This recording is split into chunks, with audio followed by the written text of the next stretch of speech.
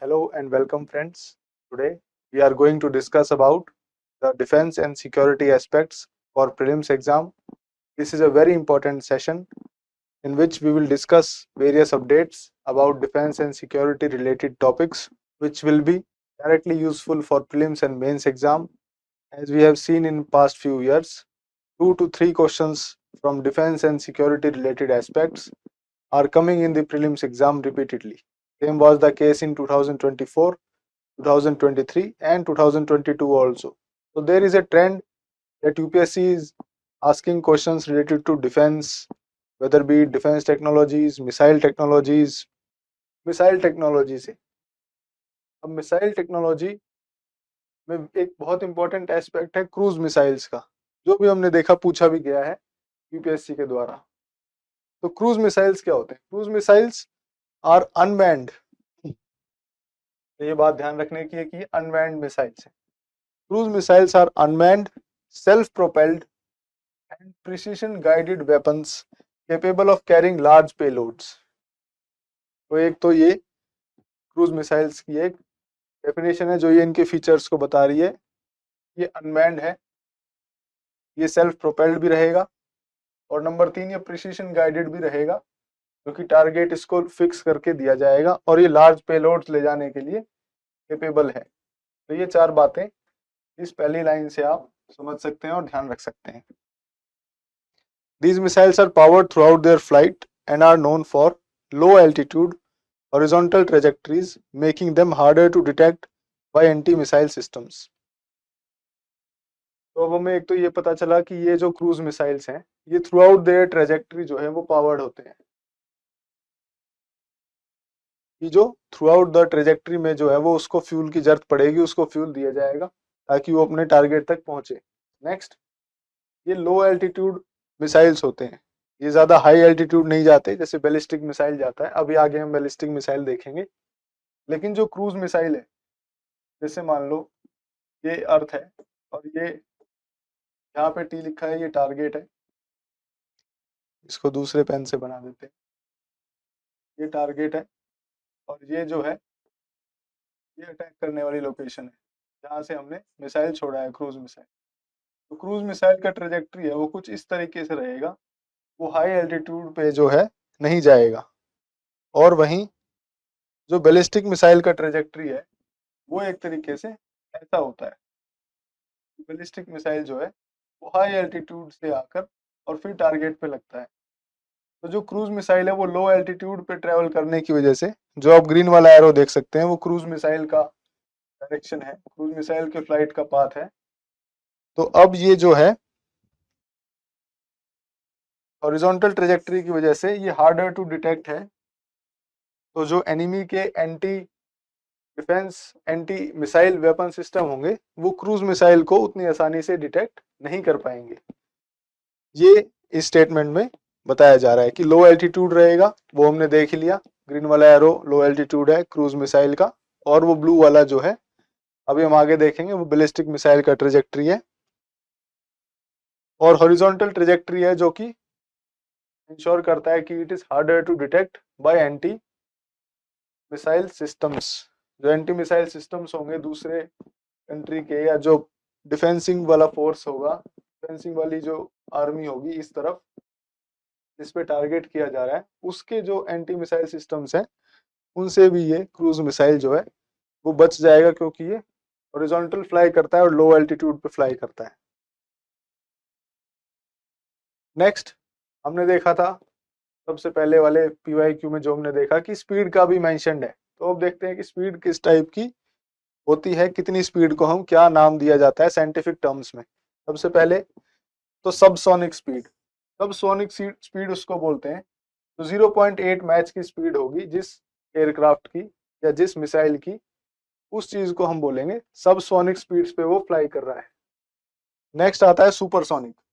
तो supersonic speed हम उसे बोलते हैं अगर 2 से 3 मैच के बीच में स्पीड है, it is between 2 and 3 match, तो उस स्पीड को बोलेंगे हम सुपरसोनिक, जो कि सबसोनिक से ज्यादा फास्ट चलेगा।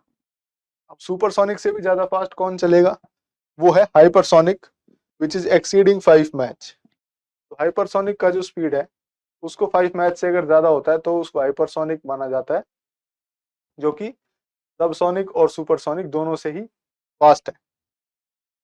Next there is something known as hypersonic glide vehicles, HGVs. आप कभी कभी एग्जाम में या अपने क्वेश्चंस में एक टर्म लिखा हुआ देख सकते हैं, मॉक टेस्ट में या कहीं पर, हाइपरसोनिक ग्लाइड व्हीकल्स। तो इनका मतलब है ये design to travel at speed greater than 5 Mach while manoeuvring in the atmosphere. ये लोग, ये वाले मिसाइल्स जो हैं एचजीवीज, हाइपरसोनिक ग्लाइड व्हीकल्स, ये मैन्यूवर कर सकते हैं, अपने अपना रूट चेंज कर सकते हैं ये ड्यूरिंग द फ्लाइट, इसलिए इनको हाइपरसोनिक ग्लाइड व्हीकल्स कहा गया है। हाइपरसोनिक इसलिए क्योंकि इनका जो स्पीड है वो 5 मैच से ज्यादा रहेगा, और ग्लाइड इसलिए क्योंकि ये लोग अपनी मैन्यूवरेबिलिटी कर सकते हैं वाइल इन द एटमॉस्फेयर। तो ये एचजीवीज हैं, हाइपरसोनिक ग्लाइड व्हीकल्स। और ट्रेडिशनल क्रूज मिसाइल्स के कंपैरिजन में जो एचजीवीज हैं वो बैलिस्टिक मिसाइल ट्रेजेक्टरी में लॉन्च किए जाते हैं। जो बैलिस्टिक मिसाइल्स की ट्रेजेक्टरी होती है, जो अभी हमने पिछले स्लाइड में ब्लू कलर की ट्रेजेक्टरी देखी थी, जो कि हाई एल्टीट्यूड्स पे होके जाएगी, अपर एटमॉस्फेयर में होके जाएगी before gliding towards the target, वो होगा hypersonic glide vehicle. Traditional cruise missiles जो हैं, ट्रेडिशनल क्रूज मिसाइल्स तो सीधा अपने टारगेट की तरफ लो एल्टीट्यूड्स पे ही जाके और टारगेट पे हिट करेंगे, लेकिन जो हाइपरसोनिक ग्लाइड व्हीकल्स हैं वो एक बैलिस्टिक मिसाइल ट्रेजेक्टरी में हाई एल्टीट्यूड पे यूज करके अपर एटमॉस्फेयर में जाने के बाद अपने टारगेट की तरफ जाते हैं। इसलिए ये एक पॉइंट ऑफ डिफरेंस है क्रूज मिसाइल और हाइपरसोनिक ग्लाइड व्हीकल्स के बीच में। नेक्स्ट फ्रेंड्स, इंडियाज के क्रूज मिसाइल सिस्टम्स जो हैं, इंडिया के पास जो क्रूज मिसाइल्स हैं उनकी एक बार हम लिस्टिंग और इस टेबल में डिटेल्स देख लेते हैं। सबसे पहले और सबसे इम्पोर्टेंट है ब्रह्मोस। ब्रह्मोस का जो नेम है ये ब्रह्मपुत्रा प्लस मॉस्को से बनाया गया है, इंडिया और रशिया की जॉइंट पार्टनरशिप में ये जो है बनाया गया था। इसकी रेंज है 300 किलोमीटर। 300 किलोमीटर तक ये अटैक कर सकता है, ये टारगेट को हिट कर सकता है। नेक्स्ट, इसकी स्पीड है 2.8 मैच। तो आप लोग समझ गए होंगे कि जो 2.8 मैच की स्पीड है वो सुपरसोनिक स्पीड कहलाएगी, जो कि 2 से 3 मैच के बीच में होती है। Next, it is a ramjet propulsion type. तो इंजन्स जो हैं वो various type of technologies use करते हैं। ये ब्रह्मोस का जो इंजन है वो रामजेट टेक्नोलॉजी प्रोपल्शन टाइप, अपने प्रोपल्शन के लिए जो है वो रामजेट टाइप इंजन का यूज करता है। और ब्रह्मोस के फीचर्स हैं कि ये एक तो रशिया के साथ जॉइंट प्रोजेक्ट के रूप में बनाया गया है। नेक्स्ट, इसको लैंड, एयर और सी से हम लोग टारगेट कर सकते हैं, यूज कर सकते हैं, चाहे तो टैंक से, चाहे हेलीकॉप्टर से, एयरक्राफ्ट से, या फिर सी में सबमरीन के थ्रू भी ब्रह्मोस मिसाइल जो है वो यूज किया जा सकता है फायर करने के लिए। और ये न्यूक्लियर कैपेबल मिसाइल है। तो न्यूक्लियर कैपेबल मिसाइल जो है वो ज़्यादा डैमेज क्रिएट करेगा और अपने आप में एक यूजफुल वेपन होता है वॉर के दौरान। तो ये न्यूक्लियर कैपेबल भी ब्रह्मोस मिसाइल है। और ब्रह्मोस मिसाइल कुछ टाइम पहले आप लोगों ने न्यूज़ में, न्यूज़पेपर्स में देखा भी होगा कि हमने जो है various south east Asian Nations के साथ जो है वो ब्रह्मोस उनको एक्सपोर्ट करने का जो है वो डील किया भी है इंडिया ने। जो various south east Asian Nations हैं साउथ चाइना सी के पास, इंडिया ये मिसाइल उनको एक्सपोर्ट कर रहा है, ब्रह्मोस मिसाइल जो है। फिर ब्रह्मोस का एक एडवांस वर्जन है ब्रह्मोस 2। इसकी रेंज सीधा सीधा डबल हो जाती है ब्रह्मोस से, जो कि 600 किलोमीटर की रेंज है। और इसकी स्पीड भी डबल से ज्यादा हो जाती है, जो कि 7 मैच की स्पीड बताई गई है, which is a hypersonic speed. जो कि 5 मैच से ज्यादा होगा तो हाइपरसोनिक कहलाएगा। तो ये 7 मैच की स्पीड है, इसकी हाइपरसोनिक स्पीड है। Then it is a scramjet propulsion type. The engine that a BrahMos 2 is using, it is a scramjet type of engine. Propulsion type it is scramjet. So scramjet engine जो है वो ramjet engine का advance type है। ramjet से advance version of जो है propulsion type use करता है BrahMos 2. Then we have the hypersonic version of BrahMos 2 is under development which is expected to enter service by 2025। तो ब्रह्मोस 2 है जो वो अभी फंक्शनल नहीं है आर्मी के पास, उसको इंडक्ट नहीं किया गया है, वो अंडर डेवलपमेंट में है। तो इस पे आने वाले टाइम में कभी भी सवाल बन सकता है। जब ये इंडक्ट होता है तो ये करंट अफेयर्स में न्यूज में आएगा, तो इस पे जो है वो प्रोबेबल क्वेश्चन आ सकता है। नेक्स्ट इज निर्भय मिसाइल। निर्भय क्रूज मिसाइल जो है उसका रेंज है 1000 किलोमीटर। निर्भय मिसाइल का रेंज है 1000 किलोमीटर, पर इसकी स्पीड जो है वो 0.7 मैच की स्पीड है, जो कि एक सबसोनिक स्पीड है। जब हमने शुरू में स्पीड देखी तो 0.7 मैच की स्पीड जो है वो सबसोनिक स्पीड में आएगी। Next the propulsion type is turbofan. जो निर्भय मिसाइल्स का जो प्रोपल्शन टाइप है वो टर्बोफैन है। ये इंजन का डिटेल्स फंक्शनिंग, जिनका मैकेनिकल इंजीनियरिंग होगा उनको इसका आइडिया होगा, बाकी इसका आइडिया इस लेवल पर डिटेल में जाने की जरूरत नहीं है कि कौन सा इंजन है, उसका क्या वर्किंग टाइप है और क्या वर्किंग प्रिंसिपल है। ये आप नाम ध्यान रख सकते हैं कि निर्भय जो है वो टर्बोफैन प्रोपल्शन टाइप यूज करता है।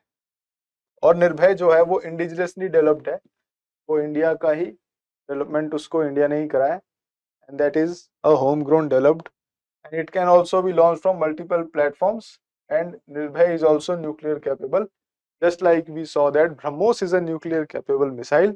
Nirbhay is also a nuclear capable missile. तो ये हो गई हमारी BrahMos 2 एंड निर्भय की बात। Next we look at the ballistic missile. अभी हमने क्रूज मिसाइल्स देखे, अब बैलिस्टिक मिसाइल्स जो हैं, ballistic missiles are mostly guided by gravity. Gravity guided weapons designed for predetermined targets. तो बैलिस्टिक मिसाइल का जो टारगेट है वो आप पाएंगे कि ज्यादा मूवमेंट वाला टारगेट जो है वो नहीं रहेगा। देखिए ये A for attack and T for target, ये जो टारगेट है मान लीजिए ये टारगेट है और हमने ये बैलिस्टिक मिसाइल के थ्रू टारगेट करना है, तो बैलिस्टिक मिसाइल का जो पाथ रहेगा वो ऐसे होके रहेगा, क्योंकि आप देख सकते हैं कि एक हाई एल्टीट्यूड पाथ है जो कि अपर एटमॉस्फेयर में जाएगा, एटमॉस्फेयर से अपर एटमॉस्फेयर में जाएगा और फिर वो टारगेट को हिट करेगा, इसलिए बैलिस्टिक मिसाइल कहा गया है। और क्योंकि बैलिस्टिक मिसाइल जो है वो प्री डिसाइडेड टारगेट्स पे ही हिट करने के लिए ज्यादा यूजफुल माना जाता है, तो इसको हम मैन्यूवरेबिलिटी इसकी जो है वो कम होगी क्रूज मिसाइल के कंपैरिजन में। अभी जब मैं आपको एक डिफरेंस दिखाऊंगा टेबल के थ्रू, उसमें आपको ये चीज समझ आएगी कि जो बैलिस्टिक मिसाइल है वो अपर एटमॉस्फेयर में जाता है और उसकी मैन्यूवरेबिलिटी जो है कम होगी, क्योंकि ये बहुत ऊंची रेंज, बहुत ऊंचे डिस्टेंस पे जाएगा ये अर्थ से, और फिर ये अटैक करेगा अपने टारगेट पर, क्योंकि टारगेट इसका प्री डिसाइडेड होगा, प्री डिटरमाइंड होगा और मूविंग टारगेट नहीं होगा। जैसे मिलिट्री बेस है या एनिमी का मिलिट्री कैंप है, वो मूविंग नहीं है, वो एक स्टेबल स्टेशनरी मूविंग कैंप होता है, मिलिट्री बेस होता है, उसको बार बार नहीं हिलाता है एनिमी। तो उस पे टारगेट करने के लिए बैलिस्टिक मिसाइल एक यूजफुल मिसाइल है। They follow high arching trajectory exiting and re entering the atmosphere. देखिए मैंने बताया ना, यहाँ से ये एग्जिट करेगा, अपर एटमॉस्फेयर में जाएगा और फिर ये वापस जब अपने टारगेट पे आएगा तो री एंट्री करेगा। Exit and re entering the atmosphere and are known for their high speed and long range. ये स्पीड भी हाई होगी इसकी, रेंज भी ज्यादा होगी, दो दे कैन बी डिटेक्टेड। अब क्योंकि ये इतनी देर एटमॉस्फेयर में रहेगा, अपर एटमॉस्फेयर में भी जाएगा, तो इसको जो है एनिमी का डिटेक्शन सेल होगा या एयर डिफेंस मैकेनिज्म होगा, TIC डिटेक्शन सेल होगा, वो इसको जो है डिटेक्ट कर लेगा, क्योंकि ये काफी देर तक जो है अपर एटमॉस्फेयर में भी रहता है, तो ये डिटेक्ट किया जा सकता है बैलिस्टिक मिसाइल। ये बैलिस्टिक मिसाइल के बारे में जो है बेसिक जानकारी है। ग्रेविटी गाइडेड है, प्री डिटरमाइंड टारगेट्स होंगे, हाई आर्चिंग ट्रेजेक्ट्री होगी जो मैंने ब्लू से आपको दिखाई, री exiting and re entering the atmosphere करेगा, ये अपर एटमॉस्फेयर में जाएगा, और high speed and long range इसकी खूबी है, और ये डिटेक्ट भी किया जा सकता है। तो अगर कोई कहे किसी स्टेटमेंट में लिखा हो कि ballistic missile can never be detected, तो वो एक गलत स्टेटमेंट हो जाएगा, क्योंकि यहाँ मैंने आपको बताया कि ballistic missile can be detected. Next we look at tactical ballistic missiles. Tactical ballistic missiles जो हैं, शॉर्ट रेंज बैलिस्टिक मिसाइल हैं जो designed for use within a specific theatre of operation है। जो एक स्पेसिफिक थिएटर, जैसे for example India Pakistan का war चल रहा है, और इंडिया पाकिस्तान का जो थिएटर है, जिस थिएटर में वॉर चल रहा है, उस पर्टिकुलर एरिया में इसको टैक्टिकली डिप्लॉय किया जा सकता है, इसलिए इसका नाम जो है टैक्टिकल बैलिस्टिक मिसाइल रखा गया है।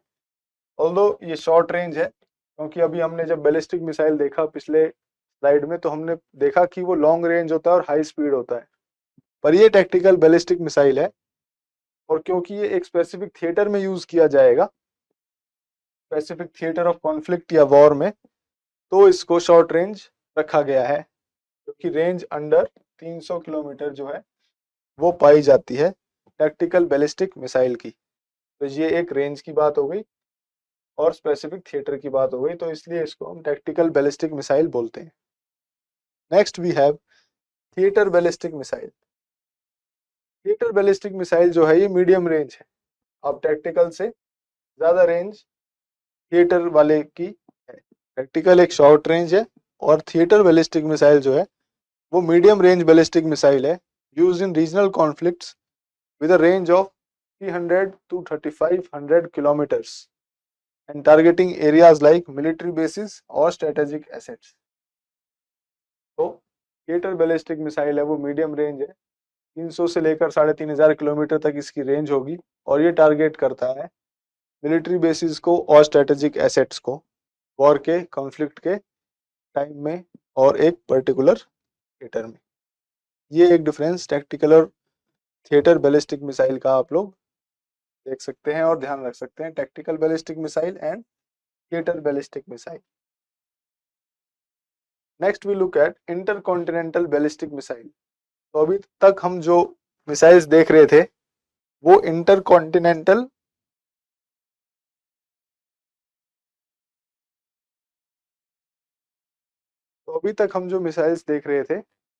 वो एक पर्टिकुलर रेंज थी उनकी, जो इंटरकॉन्टिनेंटल की रेंज है उससे कम रेंज थी।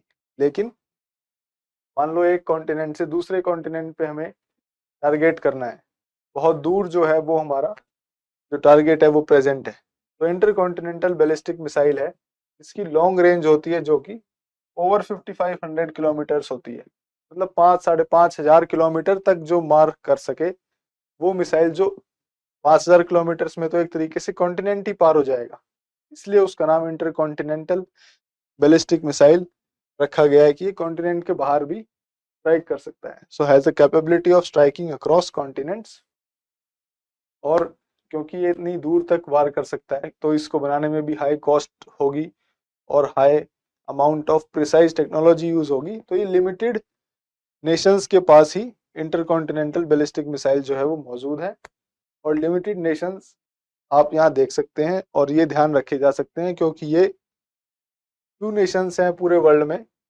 जिनके पास इंटरकॉन्टिनेंटल बैलिस्टिक मिसाइल प्रेजेंट है, जो कि India, China, USA, UK, France,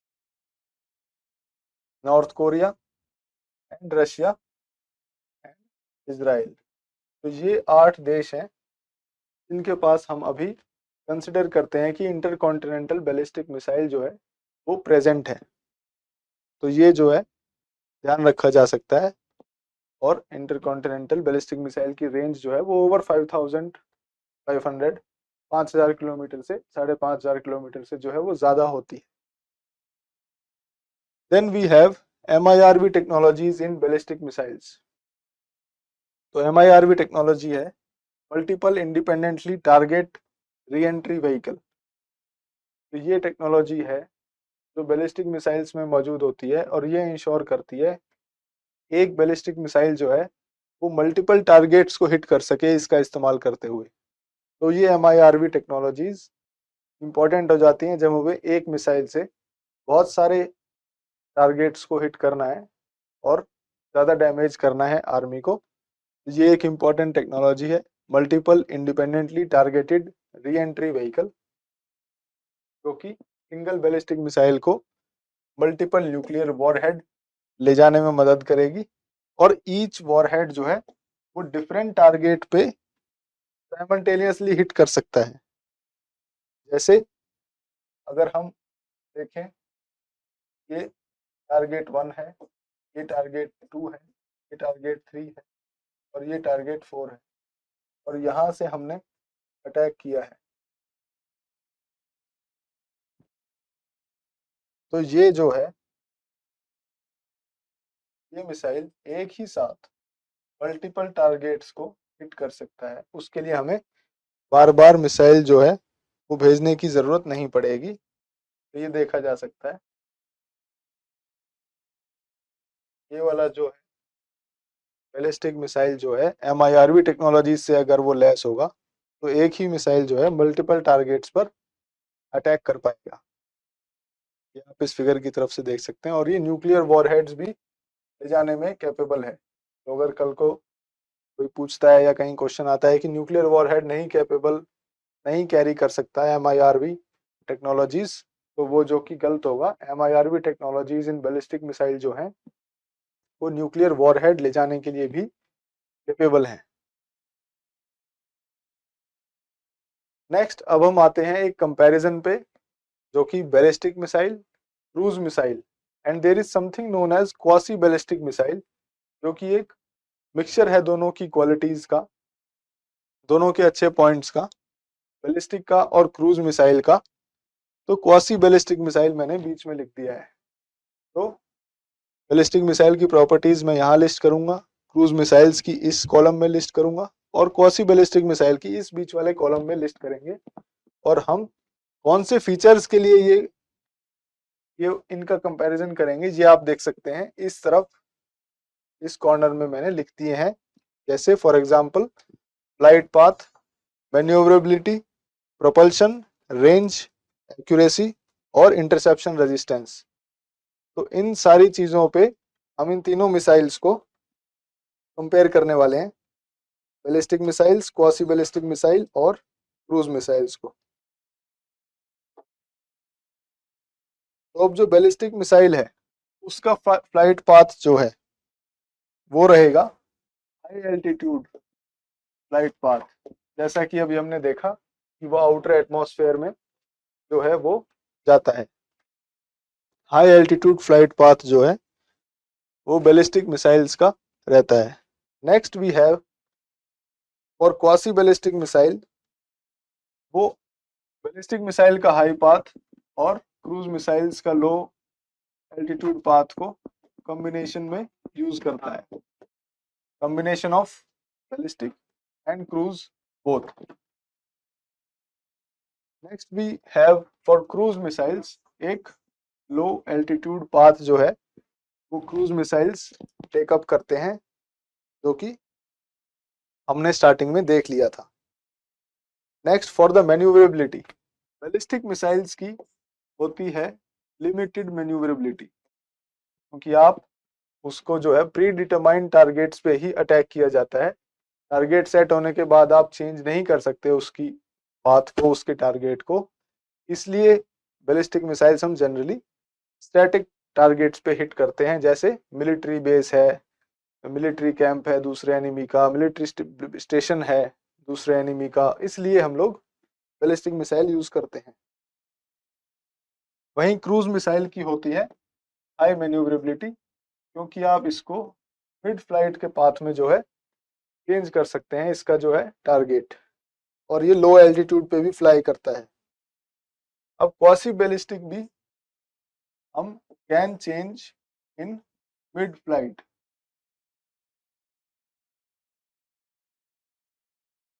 तो हमने ये देखा कि जो क्रूज मिसाइल की मैन्यूवरेबिलिटी थी वो हमने क्वासी बैलिस्टिक वाले में डाल दी, तो हम क्वासी बैलिस्टिक वाले का जो टारगेट है, जो उसका फ्लाइट पाथ है वो चेंज कर सकते हैं और उसको मैन्यूवरेबिलिटी प्रोवाइड कर सकते हैं। Next we have for propulsion of ballistic missile, तो for propulsion we have solid और लिक्विड रॉकेट मोटर।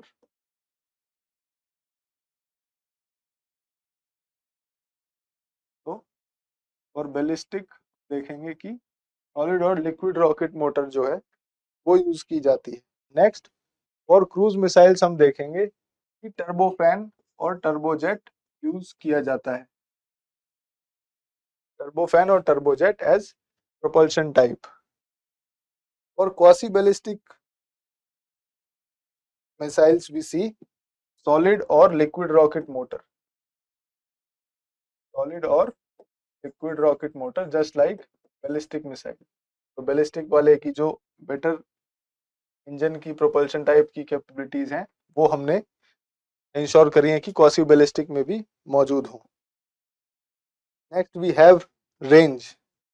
तो रेंज जैसा कि हमें ध्यान है कि बैलिस्टिक मिसाइल की होती है लॉन्ग रेंज कैपेबिलिटीज, वहीं short to medium range capabilities होती है क्रूज मिसाइल की, जैसा हमने देख लिया था शॉर्ट टू मीडियम रेंज। अब हम देखते हैं कि क्वासी बैलिस्टिक मिसाइल जो है वो इंश्योर करता है कि उसमें मीडियम रेंज कैपेबिलिटीज हो। ऑल्दो बैलिस्टिक मिसाइल जैसी लॉन्ग रेंज नहीं होगी, लेकिन मीडियम रेंज जो है वो होगी, शॉर्ट रेंज नहीं होगी। तो मीडियम रेंज जो है वो क्वासी बैलिस्टिक मिसाइल में इंश्योर करी गई है। Then we have accuracy. Accuracy में हम मानते हैं कि जो बैलिस्टिक मिसाइल है वो हाई एक्यूरेसी पे फंक्शन करता है फॉर स्टैटिक टारगेट्स। तो जो प्री डिटरमाइंड स्टैटिक टारगेट्स हैं उनमें हाई एक्यूरेसी पे टारगेट पे हिट कर सकता है बैलिस्टिक मिसाइल्स। और क्रूज मिसाइल्स भी जो है वो एक्यूरेट होता है और मूविंग टारगेट्स एज वेल। अगर कोई मूविंग टारगेट है जिस पे हम मिसाइल से हिट करना चाह रहे हैं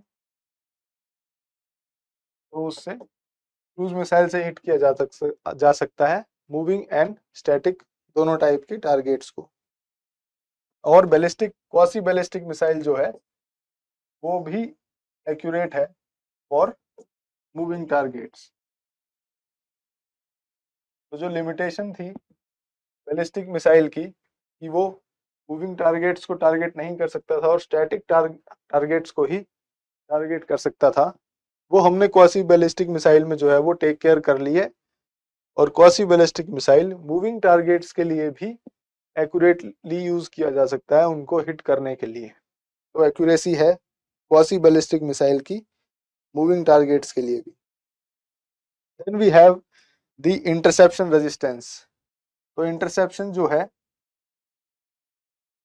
इंटरसेप्शन होता है कि जैसे अगर मिसाइल रास्ते में है, मिसाइल फायर कर दिया एक जगह से और वो दूसरी जगह टारगेट को हिट करने वाला है, तो उस बीच में वो एनिमी का जो एयर डिफेंस सिस्टम है वो उसको पकड़ ले और वो उसको न्यूट्रलाइज कर दे, वो उसको डिस्ट्रॉय कर दे। तो ये इंटरसेप्शन रेजिस्टेंस जो है, मतलब कौन सा मिसाइल वो इंटरसेप्ट होने से बच सकता है, वो हम यहाँ देखने वाले हैं इस वाले पैरामीटर में। तो बैलिस्टिक मिसाइल जो है उसकी होती है हाई इंटरसेप्शन रेजिस्टेंस, मतलब उसे इजीली लोकेट नहीं किया जा सकता क्योंकि वो एक तो स्पीड में भी काफी तेज चलता है।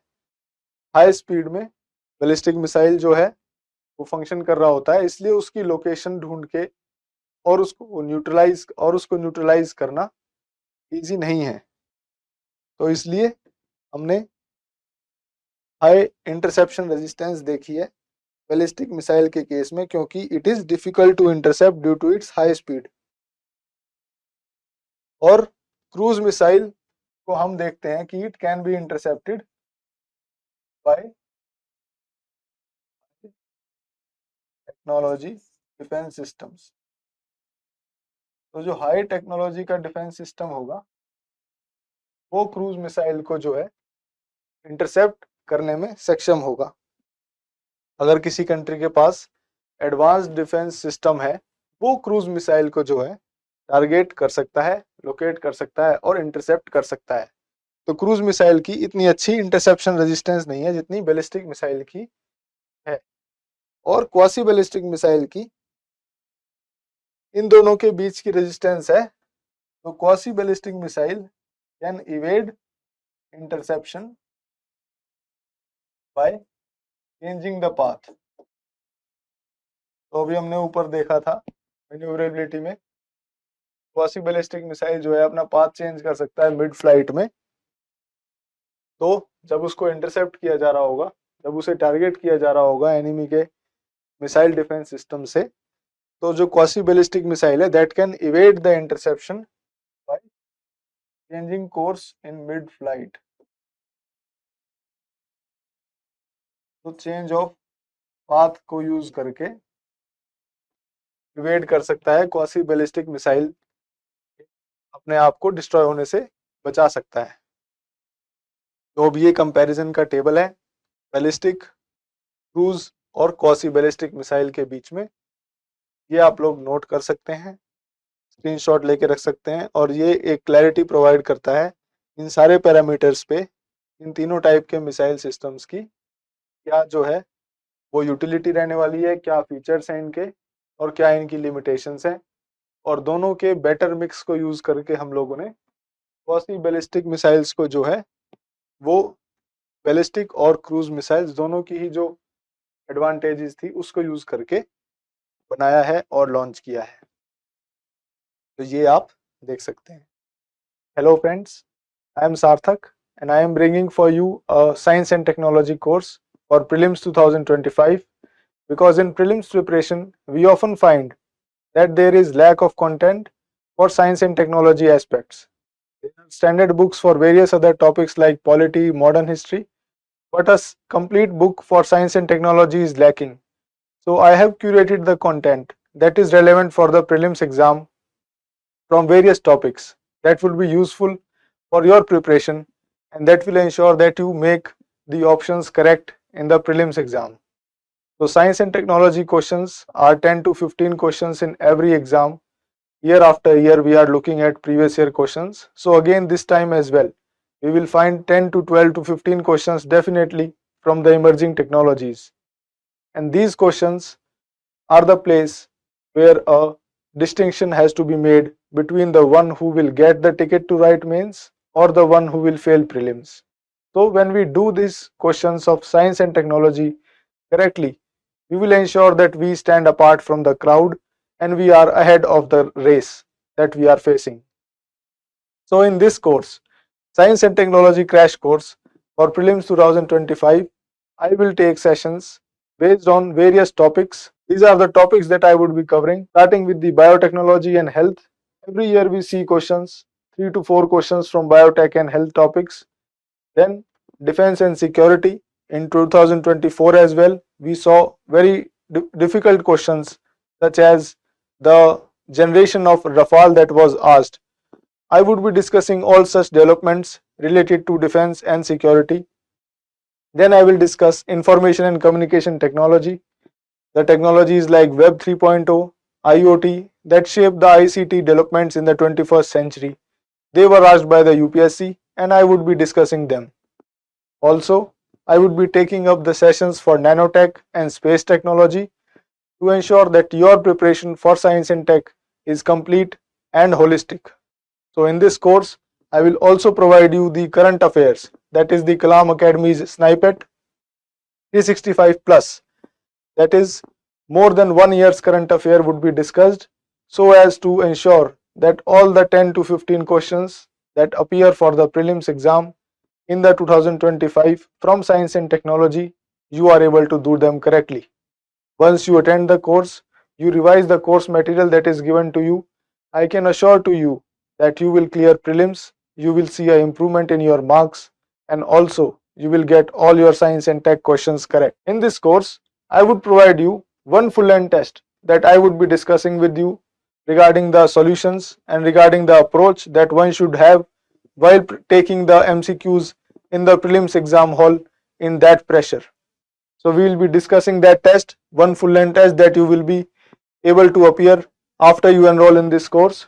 Also, we provide you with the study material that consists of Kalam Academy research document that has been a content which is curated by the toppers and for the toppers. So this is a Kalam Academy's course, that Kalam Academy's research document that we would be covering, and also we would be covering the Kalam Academy's SNIPED 365 Plus in this course of Science and Technology so as to give your preparation an edge as far as the competition in the prelims is concerned.